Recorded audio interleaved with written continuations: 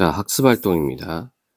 학습 활동은 이제 본문에 있는 내용을 바탕으로 해서 어떤 이렇게 내용 정리하는 부분이니까요. 한번 쭉쭉쭉 보도록 하면, 자, 첫 번째 작품의 내용을 파악해 보자. 자, 주요 사건을 떠올리며 빈칸을 채우고 사건이 발생한 순서대로 나열해 보자. 자, 요거 시험에 아주 잘 나옵니다. 자, 우리가 이 동백꽃이라고 하는 작품은 역순행적 구성을 가지고 있어요. 시간 순서대로 사건을 늘어놓는 것이 아니라 주인공인 나의 과거 회상이 들어가 있습니다. 그러다 보니까 시간 순서가 이렇게 순서대로 되어 있지 않은데 때문에 사건을 시간 순서대로 바로잡는 문제가 잘 출제가 거의 출제된다고 생각하면 돼요. 자, 그러면 한번 보면, 자, 요거는 이제 작품 순서입니다. 작품에 좀 이렇게 제시되어 있는 내용들인데, 오늘도 점순이가 닭싸움으로 나를 괴롭힌다. 나흘 전 나는 점순이가 주는 감자를 거절한다. 사흘 전 점순이가 나의 집 씨암탉을 때린다. 나는 수탉에게 고추장을 먹여 닭쌈을 부친다. 화가 난 나가 점순이네 수탉을 죽인다. 나와 점순이가 동백꽃 속에 파묻힌다. 요렇게 되어 있는데, 이거를 여러분들 사건이 발생한 순서대로 나열할 수 있어야 돼요. 그 순서대로 간다면, 자, 나흘 전 나는 점순이가 주는 감자를 거절한다. 이게 제일 먼저 일어난 사건이고, 두 번째 사건이 사흘 전 점순이가 나의 집 씨암탉을 때린다. 그리고 세 번째 사건, 나는 수탉에게 고추장을 먹여 닭싸움을 부친다. 그리고 오늘도 점순이가 닭싸움으로 나를 괴롭힌다. 그래서 화가 난 내가 점순이의 수탉을 죽인다. 그리고 끝으로 나와 점순이가 동백꽃 속에 파묻힌다. 이 순서를 여러분들이 꼭 파악을 해야 되고, 시험 문제에서는 가나다라 마바사 이렇게 지문이 나오면은 그 지문을 순서대로 늘어놓는 선지를 고르는 문제 충분히 출제할 수가 있습니다. 자, 그 다음에 나와 점순이 성격 어때요? 나의 성격 어때요? 눈치가 없고 어수룩하고 무뚝뚝하고 순박합니다. 반면에 점순이 성격은 좀 조숙하고, 그 다음에 자기 감정에 솔직하고 당돌한 면도 없잖아 있다. 자, 또 시험에 자주 나오는 문제, 바로 이제 소재의 역할이죠. 감자의 역할은, 자, 나를 향한 점순이의 관심과 호감, 토속적인 분위기, 그 다음에 갈등의 계기가 된다는 점, 그 다음에 동백꽃, 자, 이거는 제목하고도 연관이 되어 있겠네. 그래서 나와 점순이가 화해하는 분위기, 서정적이고 향토적인 분위기, 그리고 나와 점순이 사이에 풋풋한 감정, 이렇게 정리할 수가 있겠습니다. 자, 서술자의 관점에 주목하여 작품을 감상해보자. 위에 있는 동백꽃은 1인칭 주인공 시점이죠. 1인칭 주인공이고, 나의 어리석은 좀 순박하고 눈치 없는 모습을 통해서 작품의 더 해학적인 재미와, 그리고 좀 뭐라고 해야 되나, 좀 엉뚱한 그런 면모를 보이고 있는데, 얘는 지금 이제 서술자를 좀 달리한 겁니다. 한번 볼까요? 자, 계집애가 나무를 캐러 가면 같이 남 울타리 엮는데 쌩이질하는 것은 다 뭐냐. 그것도 발소리를 죽여가지고 등 뒤로 살며시 와서 얘 너 혼주만이라니 하고 긴지 않은 수작을 하는 것이다. 어제까지도 저와 나는 1인체 이야기도 잘 않고 서로 만나도 번쩍번쩍하고 이렇게 점잖게 지내던 토요일만, 오늘은 갑작스레 되게 늦었으면 웬일인가. 자, 이렇게 이유를 모르죠. 1인칭인 경우에는 상대방의 심리를 잘 모른다. 항차 망하지 마는 계집애가 남이라는 놈 보고, 그럼 혼자 하지 때로 하디? 내가 이렇게 내뱉은 소리를 하니까 너 일하기 좋니? 또는 한여름이나 되거든 하지 벌써 울타리를 하니? 잔소리를 두루 놀아놓다가 남이 들을까봐 손으로 입을 틀어막고는 그 속에서 깔깔댄다. 별로 웃을 것도 없는데 날씨가 풀리더니 이놈의 계집애가 미쳤나? 하고 의심하였다. 바로 이런 것들이 이제 해악이 되는 거죠. 재미. 그러니까 점순이가 나에게 말을 거는 이유는 좀 친해지고 싶으니까. 자, 제시된 장면에서 점순이를 대하는 서술자 나의 태도를 파악하자. 자, 왜 점순이가 나한테 이러는지 몰라요. 그래서 어리숙하죠, 어리숙. 그와 관련된 표현을 찾아보자. 아까 우리가 주천한 부분이죠. 오늘로 갑작스레 대기했으면 웬일인가. 날씨가 풀리더니 이놈의 계집애가 미쳤나. 뭐 이런 부분. 그래서 서술자 나의 특징은 예, 상대 행동을 표면적으로만 바라보고 있어 행동이 담긴 의도를 정확하게 판단하지 못한다. 상대의 심리 의도를 제대로 파악하지 못한다. 이게 되겠죠. 그래서 아까 얘기했던 이야기를 읽어가면서 어떤 재미를 던져주고 있습니다. 그런데 이거를 이렇게 이제 서술자를 바꾸는 거예요. 한번 봅시다. 여기는 지금 1인칭 관찰자 요렇게 이제 바꿔 놓은 거예요. 내가 1인칭 오늘 아침에 목격한 일이다. 나무를 캐러 가던 옆집 마름의 딸 점순이가 울타리를 엮고 있는 순돌이 등 뒤로 살며시 다가가서 얘 너 혼자만이라니? 하고 들리락말락한 목소리로 물었다. 순돌이는 무뚝뚝한 말투로 그럼 혼자 하지 때로 하디? 하고 내뱉은 소리를 했다. 그런 순돌이의 반응에도 점순이는 내 귀를 의심할 정도의 다정한 목소리로 말했다. 너 일하기 좋니? 한여름이나 되거든 하지 벌써 울타리를 하니? 하고 점순이는 실없는 말을 늘어놓았다. 나는 그런 점순이를 보며 점순이가 벌써 저렇게 자랐나 흐뭇하다가도 점순내가 이 일을 알면 소작이네 아들내미와 어울리는 것을 반기지 않으리라는 생각도 들었다. 자, 1인칭 관찰자로서 점순이와 그리고 이제 순돌이, 자, 원작에서는 1인칭 나가 되겠죠, 주인공. 이렇게 관찰한 거예요. 그리고 관찰한 내용을 바탕으로 자기 생각을 넣고 있습니다. 자, 그래서 요렇게 해놓고 나니까 어떤 특징이 생깁니까? 바로 해학적인 분위기가 느껴지지 않죠? 즉 원작에서는 원래 작품에서의 나는 점순이가 자기한테 하는 행동의 의미를 몰라요. 그래서 어리숙하고 약간 멍청한 면도 있습니다. 그래서 읽는 재미가 있는데 1인칭 관찰자로 이렇게 하다 보니까 이미 1인칭인 서술자는 점순이가 왜 이렇게 행동을 하는지 알고 있습니다. 그러다 보니 원작에서 느꼈던 어떤 그 해학의 재미가 약간은 떨어진다. 자, 넘어가도록 해보겠습니다. 자, 여기는 이제 모둠 활동이기 때문에 이제 패스하도록 할게요. 쭉쭉 넘어가고요. 쭉 넘어가고 뒷부분에 수필이 하나 있는데 수필 분석을 하도록 하겠습니다. 쭉 넘어가고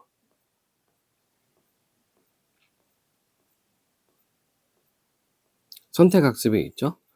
말하는 이에 주목하여 시조 감상하기. 그러니까 시조하고 수필이 있어요. 선택학습에는 먼저 훈민가가 있습니다. 훈은 뭐냐면 가르치다 이런 뜻이 되겠고, 미는 백성, 가는 노래, 그래서 백성을 가르치는 노래 이런 의미가 돼요. 자, 시조는 자, 한번 정리 좀 해볼게요. 시조는 평시조, 평범한 모양의 시조다라는 얘기가 되겠고, 평시조는요 기본적으로 정형시입니다. 그래서 3, 4 또는 4, 4조 음수율을 가지고 있고 글자 수를 맞췄다는 얘기. 그 다음에 사음보 율격을 가지고 있고 한 4마디씩 끊어진다는 얘기죠. 그 다음에 종장 1000마디, 종장 1000마디 3음절로 마치고요. 한번 찾아볼까요? 여기 올길에 종장의 1000마디는 3음절로 맞춥니다. 이게 정형시예요. 정형시. 형태가 정해진 시이기 때문에 정해진 형태대로 써야 돼요.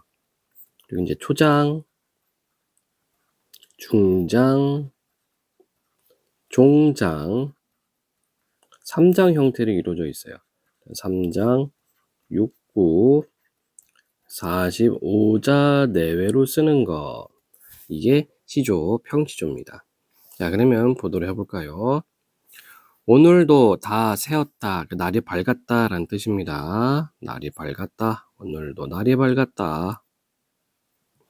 호미 메고 가자 쓰라. 호미 메고 가자. 이게 청유형어미야. 뭐뭐 하자 이런 뜻입니다. 일하러 가자는 얘기지, 그죠? 오늘도 다 세웠다. 호미 메고 가자. 내 눈 다 메거든. 메어든 메거든.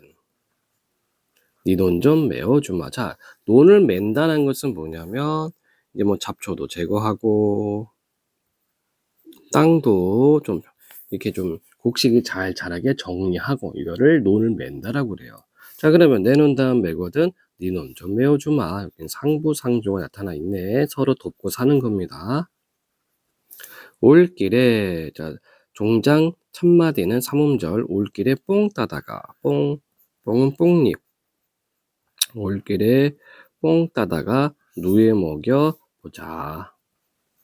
자, 이때 누에는 여러분들 그 누에고치 알고 있죠? 누에고치 실을 만들어내죠. 비단실을. 그래서 올길에 뽕 따다가 누에 먹여보자. 그러니까 올 때도 그냥 오는 것이 아니라 그 뽕잎 따면서 와라. 이런 얘기가 되겠죠. 그래서 근면성실을 나타낸다.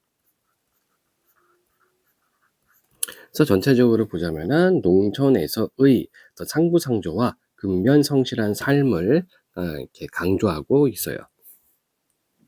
그래서 시조, 갈래는 시조였죠. 성격은 교훈적, 설득적이었고, 주제, 부지런히 일하고 서로 도우며 사는 자세, 특징, 청유형 표현을 사용하여 전달하고자 하는 내용을 효과적으로 표현했고, 농민의 목소리를 통해 주제를 효과적으로 전달하고 있습니다. 자, 정찰의 훈민가 설명 마쳤고요. 다음 페이지 또 보도록 해봅시다. 자, 말하는 이가 어떤 사람인지 파악해보자. 서로 도우며 부지런히 농사짓고 제안하는 농민. 말하는 이가 전하려고 하는 말을 말해보자. 날이 새었으니 열심히 농사일하자. 서로 도와가며 근면하게 농사일을 하자. 여기 이제 주제가 되겠습니다. 자, 아래는 모든 활동이니까 패스. 자, 활동 두 번째, 이제 수필 보도록 할게요. 수필. 수필하면은 뭐 경험과, 작가의 경험과 깨달음이 연결되어 있는 작품이 되겠죠. 경험과 깨달음. 그래서 뭐 수필의 특징이 여러 가지가 있는데, 여러분들 기본적으로 요거 생각하면 되고요.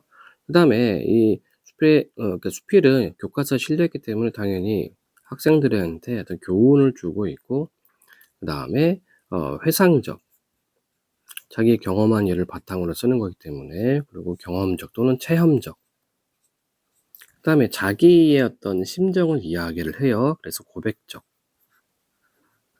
뭐 이런 기본적인 특징들을 가지고 있습니다. 자, 그럼 바로 한번 볼까요? 제목, 흙을 밟고 싶다. 동네 꼬마들이 흙장난을 하고 있다. 그것도 흙냄새가 향기로운 아파트 정원에 앉아서. 자, 흙냄새가 향기롭다라고 하니까 이 흙에 대해서 화자가, 서술자가 긍정적인 어떤 의미를 가지고 있습니다. 출입금지라는 팻말에도 아랑곳 없이 흙 위에 풀썩 주저앉아 노는 모습이 좋은 놀이터라도 발견한 듯 신이 나 있는 표정이다. 화단 내에 들어가지 말 것을 주의를 주어야 함에도 나는 동심으로 돌아가 모르는 척 그들 노는 모습을 망연자실을 지켜보고 있다. 망연자실, 자연스럽게 나를 잊어 있는 상황, 망연자실입니다. 그러니까 아이들 노는 모습이 워낙에 보기 좋으니까 그냥 바라보고 있어요. 아파트 내에서 그나마 흙냄새 나는 곳이 있다는 게 다행이란 생각이 들었기 때문이다. 곱슬머리 남자아이가 운동화를 벗더니 신발 가득 흙을 담기 시작했다. 짐 실은 트럭을 만들기 위한 것이라고 한다. 이에 뒤질세라 그중 가장 나이 어려 보이는 여자아이는 무엇을 하려는지 흙을 산더미처럼 쌓기 시작했다. 자, 이건 관찰하고 있는 거죠. 예, 아이들 노는 모습을 서술자인 내가 지켜보고 있어요. 흙을 갖고 온갖 놀이를 구상하는 모습이 어찌나 진지해 보이는지 군데군데 나무와 화초가 심어진 정원이 그들의 천국인 양 평온하기가 이를 데 없다. 한데 그것도 잠시였다. 아이를 찾던 곱슬머리 소년의 엄마가 헐레벌떡 달려오더니 다짜고짜 아이를 야단치기 시작했다. 놀이터를 놔두고 왜 하필 더러운 흙을 만지며 놀냐는 것이다. 자, 그러면 이제 엄마는 흙을 부정적으로 생각을 하고 있어서 더럽다 이렇게 얘기를 하네. 트럭을 만들려고 흙을 담아놓은 운동화를 보자 아이 엄마 얼굴은 더 일그러졌다. 그렇죠. 예, 신발에다 흙 담아놨어. 새 신발에 흙을 묻혀놓아 짜증스럽다는 표정이다. 내버려 두세요. 흙놀이도 자연을 알게 하는 산공부인데 라는 말이 목구멍까지 올라왔지만 차마 입이 떨어지지 않았다. 아이의 옷에 흙 묻히는 걸 싫어하는데 불난 집에 부채질하는 격이 될 것 같아서였다. 흙을 가득 실은 운동화 트럭을 운전해보지도 못한 채 엄마 손이 끌려가는 아이의 모습이 안타까웠다. 흙내음을 맡으며 모처럼 도시의 딱딱함으로부터 해방된 것 같은 기분을 그 아이들은 느꼈을 터였다. 자, 기성세대의 고집이 아이들의 감성을 짓누른다 생각하니 왠지 씁쓸한 생각이 들었다. 물론 아파트에 놀이터가 한두 군데 있기는 하지만 모두 모래여서 부드럽고 촉촉한 흙의 감촉에는 비할 바가 못 된다. 온통 시멘트 바닥에다 빼곡빼곡 붙어있는 빌딩 숲에서 어찌 생명의 경이로움을 가슴으로 느낄 수 있으랴. 여긴 서리법이 들어가 있네요. 느끼기 힘들다는 얘기죠. 신기한 장난감도 오래 가지고 놀며 흥미를 잃기 마련인데 온갖 놀이기구가 풍성해도 풀 한 폭이 자라지 않은 아파트 놀이터의 실증은 느꼈는지도 모른다. 그래 여기서는 이제 안타까움을 좀 느끼고 있죠. 이런 삭막한 도시 속에서 살아가는 아이들에 대한 안타까움. 흙을 좀 만지고 자연을 느끼며 살면 좋겠는데 그러지 못하고 있어요. 나도 어렸을 적 흙놀이를 즐겼었다. 자, 여기서부터는 이제 회상 들어갑니다. 자기 어렸을 때를 생각해요. 학교 이동이 잦았던 아버지께서 외지로 발령이 나자 어머니는 나를 사랑채에 사시는 증조 할머니와 기거토로 하였다. 비행기나 차를 타는 일에 정도 이상으로 공포증을 갖고 있었던 나는 아버지 부임주로 함께 떠난다는 것은 생각할 수도 없었다. 지나가는 오토바이만 보아도 무슨 괴물을 보든 무서워서 도망치곤 했을 만큼 분명히 이기에 적응을 못했기에 이기, 이로운, 기구. 할머니와 지내는 것을 편하게 생각했는지도 모른다. 교육열이 대단하셨던 증조 할머니도 어머니 못지않게 자상한 성품이어서 부모님께서도 안심이 되셨던 것 같다. 자, 그러니까 차 타는 걸 굉장히 좀 어려워했죠. 내가 어릴 때 나는. 그래서 증조 할머니하고 항상 이렇게 함께 지냈습니다. 신기한 놀이시설도 특별한 장난감도 없었지만 나는 할머니와 지내는 게 신이 났다. 촉촉한 흙냄새가 나는 마당에 앉아 손으로 흙을 주물며 놀아도 야단치는 일이 없었기 때문이다. 자, 그러니까 이 할머니는 어때요? 위에 있었던 이제 그 놀이터의 아주머니와 좀 차이를 보이고 있죠. 역시 할머니도 흙에 대해서 긍정적인 인식을 가지고 있습니다. 그래서 흙이 질펀한 마당은 언제나 내 놀이터였다. 길에서 민들레를 뽑아다 흙을 일구어 심기도 하고 신발에 흙을 담아 할머니 채마밭 고랑에 뿌리기도 하였다. 주위가 어둑해질 때까지 흙장난에 지칠 줄 모르는 나를 보고도 증조 할머니는 웬일인지 화를 내지 않으셨다. 흙강아지가 되도록 실컷 놀라고 하실 뿐이었다. 생명을 키워내는 흙의 신비로움과 자, 긍정적인 측면이 되겠네요. 생명을 키워낸다. 흙의 신비로움과 풍요를 온몸으로 느끼게 해주고 싶어서일까? 흙을 만지다 나뭇가지에 찔려 피가 흘러도 할머니는 그다지 놀라지 않으셨다. 할머니 손은 약손이라며 흙 한 줌 손으로 집어 상처난 부위에 훌훌 뿌리는 것으로 치료를 대신하곤 했다. 사람은 흙으로 빚어졌으니 상처도 흙을 바르면 낫다는 것이었다. 자, 그래서 할머니는 흙에 대해 긍정적 의미를 가지고 있습니다. 할머니 흙치료가 비위생적으로 보여 앙탈을 부리곤 했지만 할머니의 행동이 흙의 영험을 확신하고 계시는 것 같아 거부할 수도 없었다. 집안의 평안을 기원하는 제의 일종인 제사, 토신제가 토시엔 말 그대로 땅의 신한테 제사를 지낸다는 얘기예요. 토신제를 지낼 때에도 할머니는 흙 한 줌을 그릇에 담아 뒤뜰에 뿌리곤 했었다. 자, 그래서 흙에 대한 또 할머니의 인식이 잘 드러나고 있습니다. 아무런 조건도 없이 오랜 세월을 베풀어 주기만 한 땅, 조상이 물려준 토지에 집을 짓고 편안히 사는 게 모두 땅의 은덕이라 생각하신다 싶었다. 발을 딛고 다니는 땅이야말로 살 속에 깃든 영혼이고 모든 생명의 고향이라 생각한 것이다. 그러니까 생명의 근원으로 땅을 할머니가 생각하고 있습니다. 하지만 요즘 땅을 밟고 산다는 게 하나의 사치처럼 되어가는 느낌이다. 하늘과 가까운 고층 아파트에 살다 보니 흙을 가까이 할 기회가 적어진 것이다. 가끔 이러다가는 하늘의 공간에서 영영 땅으로 내려오지 못하는 건 아닐까 하는 생각이 들기도 한다. 손바닥만한 마당이라도 있는 주택으로 주거지로 옮기겠다고 입버릇처럼 말하면서도 결국 아파트의 편리함에 젖어 다시 주저앉게 되니 말이다. 자, 그래서인지 근래 들어선 마음까지도 시멘트 벽을 닮아가고 있는 것 같다. 자, 그 마음까지도 시멘트 벽을 닮아간다. 그러니까 마음도 삭막해지고 있다라고 생각할 수 있겠어요. 5년 동안 한 아파트 통로에 사는 아주머니와는 엘리베이터에서 만났어도 가벼운 목례를 하는 것 정도가 고작이고 서로 왕래해 본 일이 없다.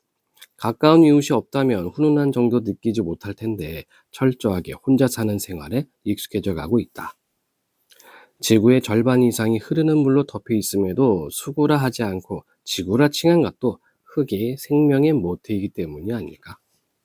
땅과 멀어질수록 병원을 가까이 한다는 말이 있듯이 무뎌진 심성을 깨우치는 건 자연과 가까이 하는 일이지 않나 싶다. 이렇게 되어 있습니다. 그래서 이제 이 글쓴이는 이제 현대사회 도시에서 살고 있는 삶에 대해서 좀 이렇게 안타까운 마음을 가지고 있네요. 그죠? 그 자연과 좀 이렇게 더불어 사는 삶을 추구하는 것 같습니다. 그 자연이 이 글에서는 흙, 땅으로 이제 표현이 되고 있어요. 그래서 이 작품은 현대 수필이 되겠고요. 교훈적, 회상적인 특징을 가지고 있습니다. 주제는 흙, 자연의 소중함과 가치가 되겠고, 특징, 과거를 회상하는 구조로 이루어져 있고요. 흙에 대한 대조적인 관점이 드러납니다. 뭐 내용은 이렇게 어렵지는 않을 거예요. 자, 글의 내용을 파악해보자. 글쓴이는 어린 시절 증조할머니와 지내며 어떤 경험을 했는지 적어보자. 어떤 경험? 자, 흙을 가지고 놀았죠. 예. 그래서 이제 흙과 함께하는 생활, 그리고 흙이 어떤 생명의 근원이 된다는 그런 관점을 할머니로부터 이어받은 거죠. 자, 글쓴이의 증조할머니가 흙을 어떻게 생각하는지 이야기해보자. 흙이 사람을 이롭게 한다. 흙에 사람을 치료하는 이로운 기운이 있다. 흙이 생명의 근원이라고 생각한다. 자, 작품에 드러난 글쓴이 관점을 정리해보자. 글쓴이와 아이 엄마가 흙을 바라보는 관점을 정리해보자. 자, 그래서 글쓴이하고 아이 엄마는 흙에 대해서 대조 차이를 보이고 있습니다. 글쓴이, 흙장난을 하는 동네 꼬마들을 흐뭇하게 바라본다. 관점, 흙을 만지며 자유롭게 노는 것을 긍정적으로 바라보고 흙을 통해 자연을 배울 수 있다고 여깁니다. 반면에 아이 엄마는 어땠어요? 흙을 만지며 노는 아이를 야단치고 못마땅해 했죠? 그래서 흙을 만지며 노는 것을 부정적으로 바라보고 흙을 몸에 묻으면 안 되는 더러운 것으로 생각을 하고 있습니다. 자, 글쓴이의 관점을 반영하여, 자, 글쓴이 관점을 반영하니까 이제 흙에 대한 긍정적인 게 되겠죠. 그렇죠?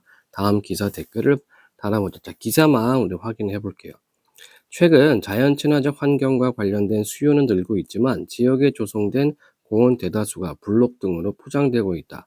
어린이 공원 역시 흙놀이터가 우레탄 바닥으로 대체되어 아동들이 자연과 동떨어진 환경에서 자라는 것으로 파악됐다. 자, 그러면은 이런 기사에 대해서 글쓴이는 약간 이제 부정적인 관점을 보일 겁니다. 그렇죠? 흙이 아니라 우레탄으로 되어 있다고 하니까요. 자, 여기는 모두만 활동이니까 패스. 자, 그리고 뭐 짧은 시가 하나 있어요. 사물의 눈으로 바라보자인데 빠르게 한번 보겠습니다. 비린내라뇨. 우리들한테 비린내 난다고 하지 마세요. 코 막지 마세요. 우리도 피부를 보호하기 위해 미끄러운 피부, 거친 피부 다 특성에 따라 정성 들여 화장한 거예요. 이렇게 향기가 다양한 걸 무조건 다 비린내라뇨. 자, 여기 향기, 비린내 대조되고 있죠. 이건 정말 언어폭력이에요. 물고기 일동. 자, 그러니까 물고기 입장에서는 비린내가 아니라 향기란 얘기가 되겠다. 그죠? 그런데 이제 사람의 입장에서는 이것을 비린내라고 얘기를 합니다. 때문에 물고기 입장에서는 언어폭력이다. 비린내라고 하는 거는 이렇게 좀 참신한 관점을 나타내는 작품이 되겠습니다. 자, 이렇게 해서 1단원 학습 활동까지 이제 마무리가 되겠습니다. 자, 여러분들 학습 활동을 할 때에는 본문에 있는 내용을 꼭 끌고 와가지고 이렇게 물음에 답할 수 있는 연습을 꾸준하게 해야 됩니다. 끝.